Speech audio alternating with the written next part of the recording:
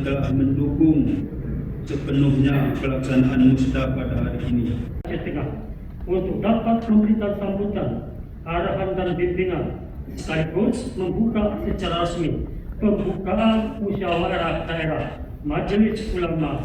Hadirin sekalian, ulama merupakan panutan umat untuk menuju ke arah yang lebih baik.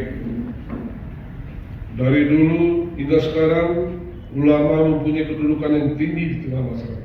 Kita membutuhkan generasi-generasi yang akan melanjutkan perjuangan ulama yang saat ini sudah uzur maupun wafat. Karena sebagai pewaris Nabi, menyebarkan Rasulullah, sumber ilmu sebagai pembimbing, pembina, pemersatu umat, serta sebagai mitra konsultasi pemerintah.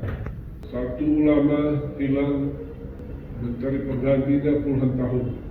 Kalau umara hilang mencarinya hanya 3 hari.